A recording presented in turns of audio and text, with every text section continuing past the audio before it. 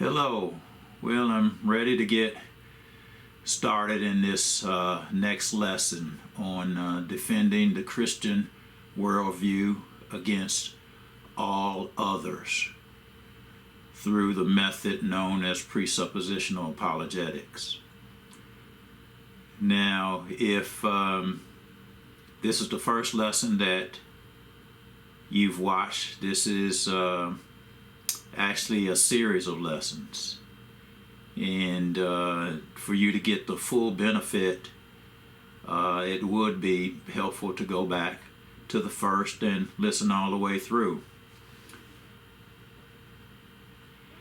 Now, I plan to talk about atheism in the next lesson, but before I actually really get into the meat and talk about atheism and Buddhism and all of the other isms, I want to do one more preparatory lesson, and I'm going to be doing some preparation even when we get into the meat, but here I want to do one more lesson before I actually get into talking about things such as atheism and debunking those worldviews, those philosophies. One of the things that I haven't emphasized, or maybe I haven't emphasized it enough, is that these series of lessons are for people, the average person, that wants to share their faith with anyone at any time. And I want to be very, very clear that you don't have to be an expert to tell an atheist that their worldview really doesn't make sense. You don't have to be an expert in Buddhism to tell a Buddhist that their worldview, that their philosophy really doesn't make sense. But now you're going to have to do some homework. As a matter of fact, I just told my daughter, and I'll tell this story real quick right now, but I remember when I was in 12th grade, there was one class, an English class, and I made up my mind. I don't know why. It's been over 50 years since I was in 12th grade. But I made up my mind that I wasn't going to do the homework in that class, and I didn't. My parents didn't know anything about it, and I didn't do the homework. And I remember thinking that, I wasn't going to graduate. To make a long story short, maybe the next semester, because up in Ohio where I grew up, their system was a little bit different. But bottom line, I did manage to graduate on time. I think I wound up getting a D in that class. But I didn't do the homework. You're going to have some homework to do. You don't have to be an expert. I'm going to read the definition of expert. You don't have to be an expert in order to do this. Let me read this definition. It says expert, adjective, Middle English, from Anglo-French and Latin, Anglo-French from the Latin expertus, from past participle expertere, 14th century. It says obsolete, experienced. Second definition, having, involving, or displaying special skill or knowledge, derived from training or experience. Synonym, proficient, expertly, expertness. Let me read a couple more, then I'll comment. Expert, French from expert, adjective, one with the special skill or knowledge representing mastery of a particular subject. If you believe that after watching these series of lessons that you're going to be an expert, I'll tell you right up, straight out, you're in the wrong place. I'm going to teach you some things that I believe that are beneficial because, again, I talk to people any chance I get. As a matter of fact, just yesterday, I was sharing with some people. But so any chance I get, and I'm not an expert. This lesson, I'm going to talk about reading, and I'm going to get into a little bit as to what prompted me to do this lesson at this time. As a matter of fact, I had intended to go into atheism on this lesson, but I thought that it was paramount that I go into reading. And I'm going to begin to read, as I have in the past, some verses from the Bible, and I'll comment. Most of my comments are going to be at the end of this. And I'm going to begin reading from what's known as the Shema in Deuteronomy chapter 6. I'm going to read verses 1 through 9. And it reads as follows. And this is Moses talking. There's some people that may not believe that Moses wrote this. But this is what Moses wrote. It says, "Now this is the commandment, the statutes and the judgments, which the Lord your God has commanded me to teach you, that you might do them in the land where you are going over to possess it, so that you and your son and your grandson might fear the Lord your God." Now, reading, it didn't mention daughter, but believe me, it's talking about daughters also. It said son and grandson. Women and daughters, don't think that you're left out of this. Your son and your grandson might fear the Lord your God, to keep all his statutes and his commandments, which I command you all the days of your life, and that your days may be prolonged. O Israel, you should listen and be careful to do it, that it may be well with you, and that you may multiply greatly, just as the Lord, the God of your fathers, has promised you, in a land flowing with milk and honey. Hear, O Israel, the Lord is our God. The Lord is one. Well, I could comment on that, but I'm not going to. What does it mean that the Lord is one? That's why it's called the Shema. You shall love the Lord your God with all your heart, and with all your soul, and with all your might. These words which I am commanding you today shall be on your heart. You shall teach them diligently to your sons, and shall talk of them when you sit in your house, and when you walk by the way, and when you lie down, and when you rise up. You shall bind them as a sign on your hand, and they shall be as frontals on your forehead. You shall write them on the doorposts of your house and on your gates. Now, I've said this to my grandchildren. Do you think that God told them this through Moses because they didn't have Facebook back in the day, and there was no Twitter, and I don't know what Donald Trump would have done without Twitter. But I think he would have gotten by. He did very well before there was a Twitter. He would have gotten by. There was no television. And how does this verse, again, it was written to Israel back in the time of Moses. How does it apply today? It doesn't apply today. Is it obsolete because it was written so long ago and it's Old Testament? Is it obsolete because it's Old Testament? I'm going to read some other things. It's going to really get to the heart. I'm going to read out of Matthew 21:42.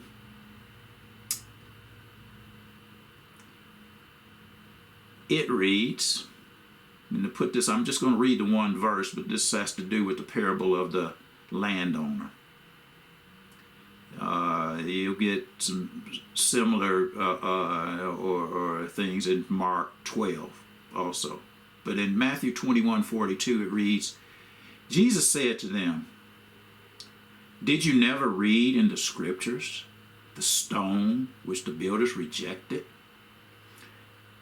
This became the chief cornerstone. This came about from the Lord, and it was marvelous in his eyes." Now that would be an interesting scripture to talk to Jewish people about, and to Muslims. But the thing that I really want to emphasize, and it's going to be the emphasis in all of these passages that I read, is going to be about reading. And next, I'm going to read from Matthew 22, 23 to 32. It reads, "On that day, some Sadducees." Now, the Sadducees are people that didn't believe in the resurrection. I happen to know that because I've done some reading.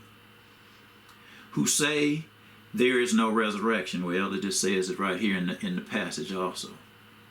The Sadducees says that there is no resurrection. They came to Jesus and questioned him, asking, "Teacher, Moses said, if a man dies having no children, his brother as next of kin shall marry his wife and raise up children for his brother. Now there were 7 brothers with us, and the first married and died, having no children, left his wife to his brother, and also the second and the third down to the 7th. Last of all, the woman died. In the resurrection, therefore, whose wife of the 7 will she be? For they all had married her." But Jesus answered and said to them, "You are mistaken, not understanding the scriptures, nor the power of God. For in the resurrection they neither marry nor are given in marriage, but are like angels in heaven. But regarding the resurrection of the dead, have you not read what was spoken to you by God? I am the God of Abraham, and the God of Isaac, and the God of Jacob. He is not the God of the dead, but of the living." Now here's another passage I'm going to read. Actually, I had this in my note, but actually that was a parallel passage. I'm going to read Matthew 12, 1 through 8. "At that time, Jesus went through the grain fields on the Sabbath, and his disciples became hungry and began to pick the heads of grain and eat. But when the Pharisees saw this, they said to him, 'Look, your disciples do what is not lawful to do on the Sabbath.'" Now, boy, there's a lot there. You're doing what's not lawful to do on the Sabbath. Do you know back in the Old Testament, a man was killed for working on the Sabbath. So God had him put to death. I don't remember exactly where it is. I meant to look it up before doing this, but that's okay. They took the Sabbath very, very seriously. And it says, "Look, your disciples do what is not lawful to do on the Sabbath." But he said to them, "Have you not read what David did when he became hungry, he and his companions, how they entered the house of God and they ate the consecrated bread, which was not lawful for him to eat, nor for those with him, but for the priests alone? Or have you not read in the law that on the Sabbath the priests in the temple break the Sabbath and are innocent? But I say to you that something greater than the temple is here. But if you had known what this means, I desire compassion and not a sacrifice, you would not have condemned the innocent, for the Son of Man is Lord of the Sabbath." Now let's Read one more from the Gospels. Matthew 19, verses 1 to 6. And it reads, When Jesus had finished these words, he departed from Galilee and came into the region of Judea beyond the Jordan. And large crowds followed him, and he healed them there. Some Pharisees, this time we're talking about some Pharisees. We know the Apostle Paul was a Pharisee. I know that because I happen to read, but we're not talking about the Apostle Paul right now. Some Pharisees came to Jesus, testing him and asking, Is it lawful for a man to divorce his wife for any reason at all? And he answered and said, Have you not read that he who created them from the beginning made them male and female? And said, For this reason a man shall leave his father and his mother and be joined to his wife, and the two shall be one flesh. So they are no longer two, but one flesh. What therefore God has joined, let no man separate. Now I'm going to switch over to the Old Testament for a minute, but I am going to comment. I've read these passages, and all of them had some to the effect of, had you not read, or have you ever read? Now I believe, and I'm not going to go into a lot of detail as to why I believe it. Well, let me just say this. Let me say what it is I believe. I believe that some of them had read the words,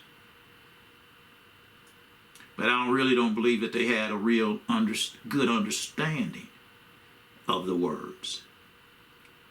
And I'll tell you a couple places that you can look. I was actually just reading this today from the Gospel of John. Read John chapter 2 and John chapter 3. And, stop and think about it. And that may give you some insight as to why I believe that some of them had read. And I believe that Jesus knew which ones had read, knew which ones maybe in the crowds that couldn't read and hadn't read.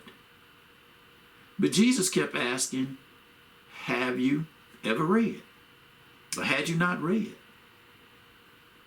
Now, I don't believe that Jesus was being disingenuous when he asked that question. I really don't. And I'm going to comment more on being disingenuous in a minute. Let's turn over to Genesis chapter 2, verses 16 to 17. The Lord commanded the man, now who's the man? That's Adam, saying, From any tree of the garden you may eat freely, but from the tree of the knowledge of good and evil you shall not eat. For in the day that you eat from it, you will surely die. We're going to read a couple passages from Genesis 3, but let's just think about that. In the day that you eat from it, you're going to surely die. What does that mean? Well, I think Adam lived to be about 120 years old. His flesh body didn't die on that day. So did God lie, or was he being disingenuous?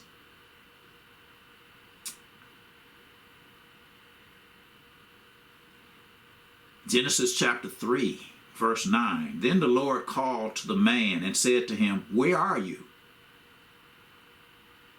Did God not know where the man was?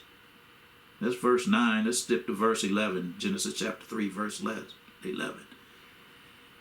And he said, this is God, who told you that you were naked? See, in verse 10, which we didn't read, I probably could have read verse 10, but the man said he was naked. He said, who told you that you were naked? Now, did God not know Remember, God is omniscient. He says, who told you that you were naked? Have you eaten from the tree which I commanded you not to eat? Let's go back to the New Testament. See, God is asking some questions. Let's go to Luke chapter 13 and verse 15. And that reads, but the Lord, you're going to have to read for context. And I'm going to try to keep this short because I'm going to make some comments at the end. It says, but the Lord answered him and said, you hypocrites. This is Jesus calling people hypocrites. Does not each of you on the Sabbath, again, we're talking about the Sabbath, untie his ox or his donkey from the stall and lead him away to the water? So they're doing something on the Sabbath, and Jesus was straightforward. He just said, you know, you're hypocrites. I don't want to be a hypocrite. I don't want to be a hypocrite. Now, let's read one more passage out of Luke. And then I'm going to talk something about reading. It says, this is Luke chapter 12, verses 54 to 57. And he was also saying to the crowds, this is Jesus, when you see a cloud rising in the west, immediately you say, a shower is coming. And so it turns out. And when you see a south wind blowing, you say, it will be a hot day, and it turns out that way. You hypocrites. Jesus called them hypocrites again. You know how to analyze the appearance of the earth and the sky. But why do you not analyze this present time? And why do you not even on your own initiative judge what is right? Now, many years ago, maybe 10 or 11 years or so ago, I was given a book by a person that I love very much. His name is Tim Merritt. And that book is called How to Read a Book. And just the other day, I showed my son, who's in his early 40s. His name is Kevin. I showed him the book on how to read a book, and he just said, you know, hey, he doesn't need that book. He knows how to read. Sometime back, you know, and if you look at the earlier videos, I mentioned that I hand out these booklets titled, you know, How Do We Get the Bible?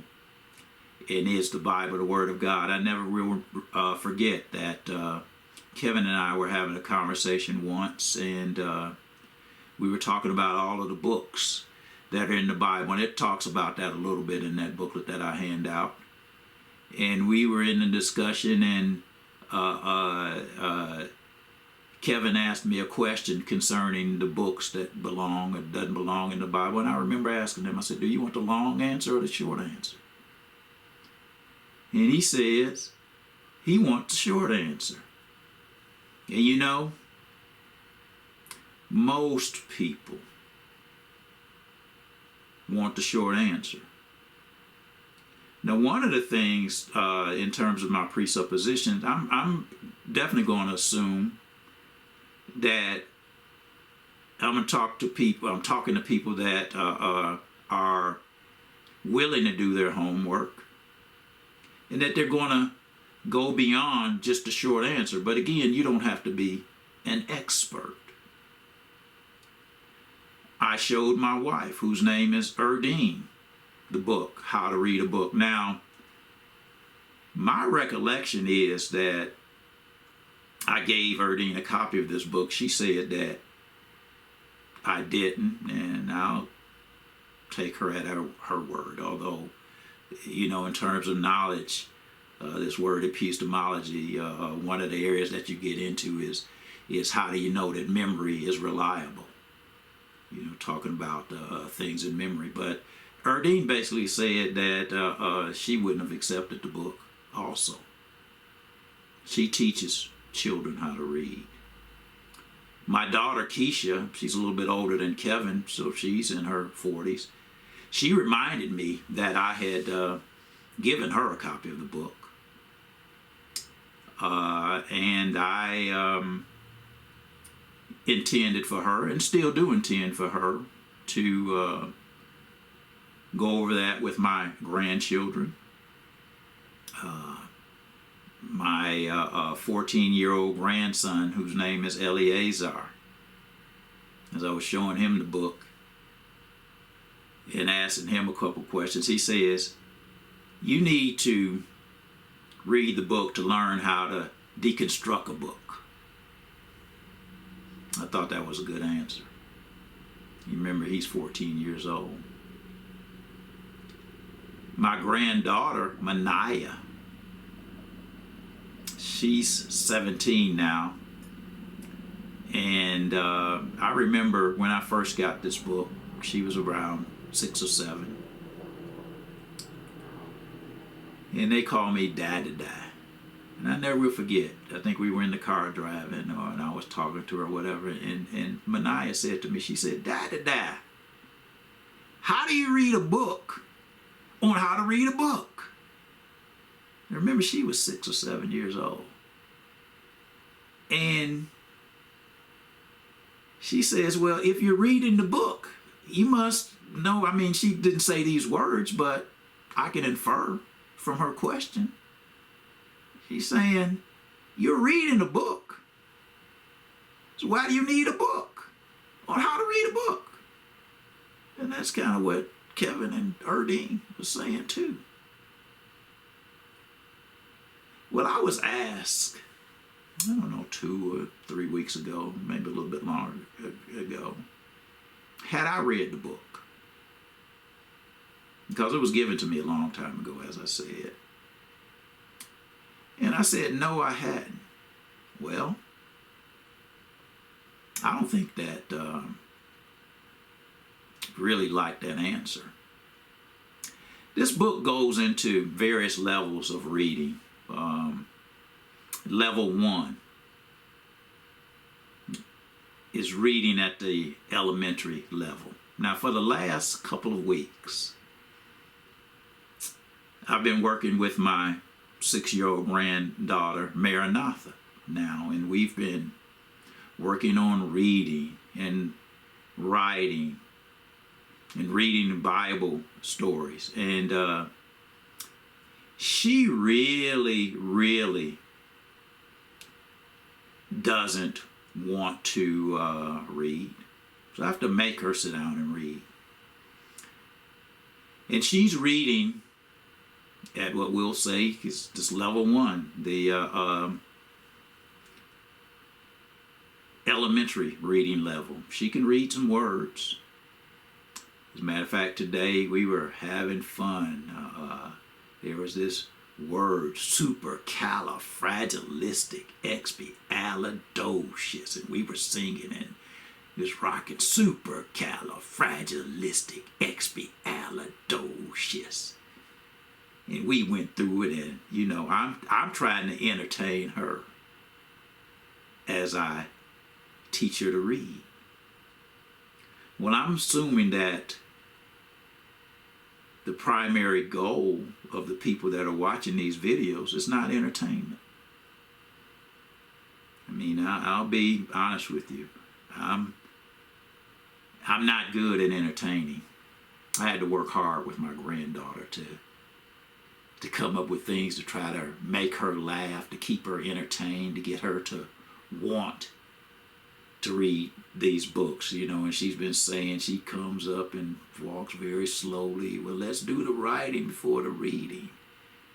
And she wanted to write that word, supercalifragilisticexpialidocious. She wanted to write that by herself because, see, I'm trying to guide her hands and help her to stay within the line. So I let her go ahead, and bottom line, we couldn't get the whole sentence on the page, but that's okay. The second level of reading.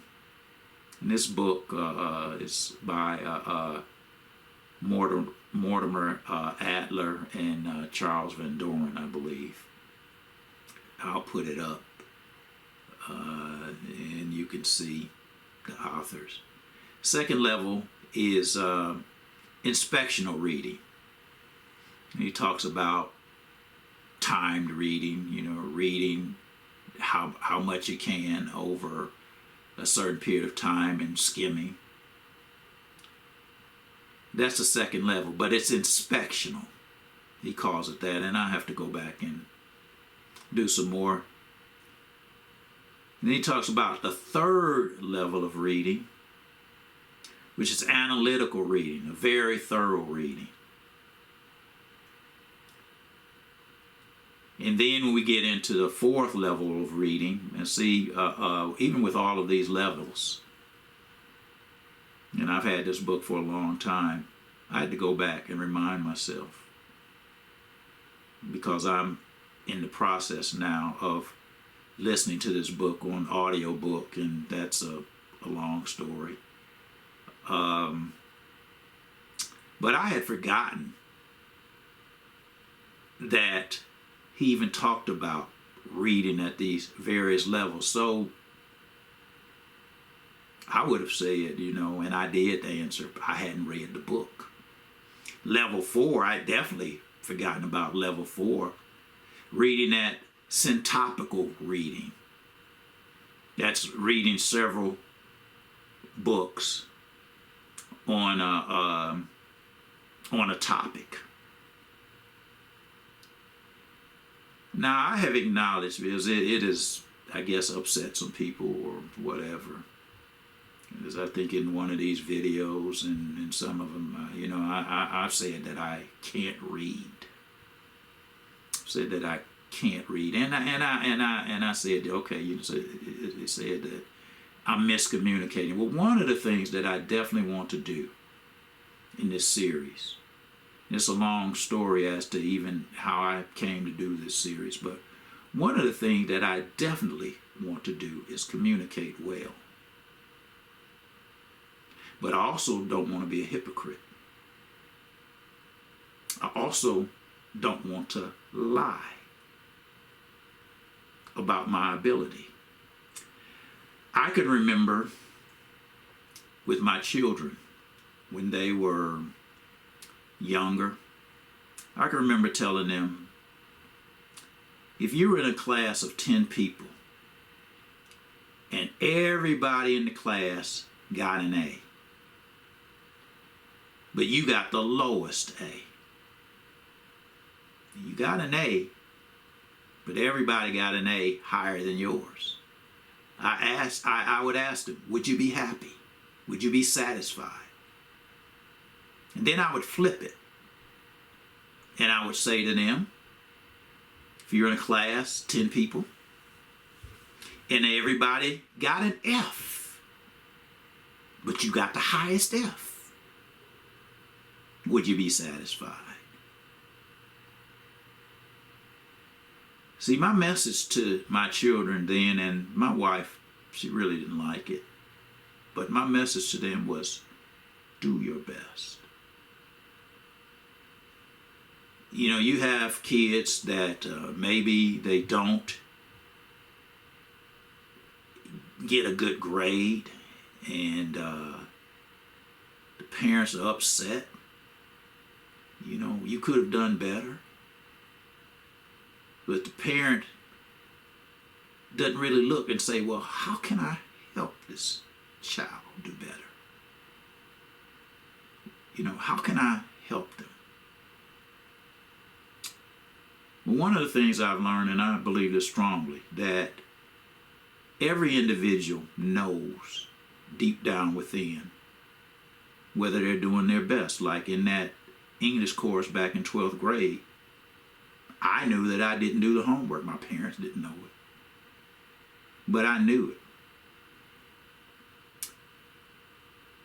I've got a drawing that I'm going to put up, from my granddaughter. And she drew this for me. And this drawing, I took the picture and I loved it. I've got a drawing that my grandson did when he was younger, and it pops up in my computer from time to time also. And I love both of them. My grandson's daughter has the wrinkles. You may be able to see them in my forehead. You may be able to see them. And now Maranatha's drawing, and she drew in detail the garage. Now, in me working with Maranatha over these past 2 weeks, we read a Bible story every day. And I forgot to bring the book down here, but it was her book. Today, we read about the prodigal son. She picks the stories. And when she picked it, she says, I know about the prodigal son. I said, okay, tell me about the prodigal son. And she commends to tell me the story, and she did a good job. She did a very good job. And then we read it. And then we got into the part that she didn't like, the writing and the reading. And over the last couple of days, we read about John the Baptist. And it was interesting. She wanted to read that story 2 days in a row. And there's a message behind that. And actually, I had intended to bring that down and actually read it from her children's Bible, but to do that for effect. But since I forgot to bring it down, I'm not going to read it from her Bible. But I'm going to say one more thing, in terms of worldview, and then I'm going to talk about this word disingenuous. I'd mentioned Kevin wanted the short answer. My wife Erdine and I, we have a disagreement over Christmas. She wants to put up Christmas decorations. I don't. I have my reasons. And I guess she has her reasons as to why she does. And I feel strongly about it, and she feels strongly about it. So, where do we go? What does the Bible say about it? I mean, with your worldview, see, because remember that we're going to try to answer all of our questions, everything about life. It's going to be contained in your worldview. So where does the Bible fit into your worldview? I can tell you that first passage that I read in the Shema, talking about sitting down and talking about the scripture, I can tell you that my wife and I don't talk. I don't talk to my son, Kevin. We don't talk. Well, I was accused of being disingenuous for saying that I can't read. And again, I will say that, I could have expressed it better. Maybe I should have said that, I hadn't squeezed all of the juice out of the books. Or I hadn't read it at the third level, the analytical level. Definitely, not read at the fourth level either. I didn't do that, but in order to communicate better, I'm going to try. You know, if in one of these talks that comes back, I'll try to express it in that way. Because you see, I can read the words. But I've learned, and Adler in his book, he says something to the effect, and I remember this because as I was listening to it, he says it gets to a point where with any book that you're reading, you want to ask the question and be able to answer the question of what the book is about. And I believe in the last lesson, in that book of Habakkuk, I talked about that.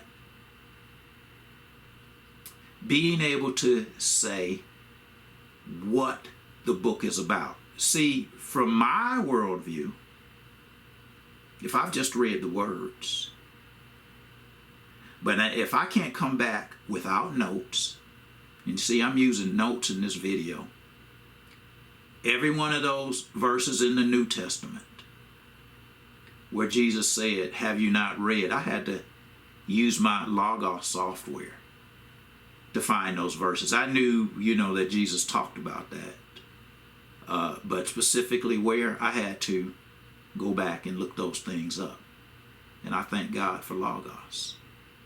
Guess what? Back in the day, when God gave them the Shema through Moses, they didn't have Logos. They didn't have computers. I'm going to talk something in that next lesson on atheism. I'm going to bring computers into it. Really talk. But now I'm going to read this definition of disingenuous that I was accused of being. It says, not candid or sincere, typically by pretending that one knows less about something than one really does. In other words, I'm accused of knowing a lot about the Bible and about a lot of things, and did I really do? I mean, I'd have to ask the question, what do I have to gain by lying? As a matter of fact, I know that the scripture says liars won't enter the kingdom of heaven. And that's my goal, to go to heaven. Then it talks about synonyms: dishonest, deceitful, underhand or underhanded, duplicitous, if I can say the word, trying to trick somebody. Double dealing, two-faced, insincere, false, lying, untruthful, mendacious. I still haven't looked mendacious up, but I can assume that it's along the same lines as these other words. Well, when I said that I couldn't read, if you couldn't infer, like my 6-year-old granddaughter at the time, Maranatha, would ask, why would you read a book on how to read a book? And I've given this book, I enjoyed it so much at the time, but I'm acknowledging I didn't do a good job. I don't want to be a hypocrite. But I gave the book to several people. Again, some of my family members also, but people that I care about, I gave it to them. I happen to believe that any child and any student that's going through school and learning to read, that they should be exposed to this book on how to read a book. And there aren't many books that I would say that everyone should be exposed to. Well, I definitely believe that everybody should be exposed to the Bible, first and foremost. I'm going to say one more thing, and then I'm going to close this out. I was listening to an interview on NPR, National Public Radio, and Madonna was being interviewed. And Madonna said she believes that Jesus is a Son of God, but not the Son of God. Well, I happen to know by that statement that her worldview says that she doesn't believe the Bible. So that her worldview and mine clash. Because I don't believe that Jesus is a Son of God. I believe Jesus is the Son of God. I don't believe that you have many roots. And again, I'm not going to go into all of the details as to how I've come to accept that in my worldview. Not in this, again, over the lessons. And I don't know how many that they're going to be. But I'll say, if you believe, because I said that I can't read, and I don't know how many times I've said it, lots of times, but I do want to communicate. So I'm going to do my best, and I hope that I don't slip up. But if you, whomever you are out there, that are watching this video, if you feel that I don't have anything to teach you because I tell you truthfully that I'm not an expert. As a matter of fact, in working with AT&T, dealing with customers that spent millions of dollars, I was introduced as an expert. And I said right there in front of this customer that's spending millions of dollars, I'm not an expert. Whoa, you could hear the wind almost come out of the room. Because see, I wasn't going to lie to that customer. And I'm not going to lie to you. With that, as I said, so if you're looking for an expert, if you think that I can't give you any tips on dealing with atheists and Buddhists and Hindus, then don't watch the lessons. Don't watch them. But I believe that I have something that I can help you out with if you want to share the gospel with anyone that you meet at any time. All right.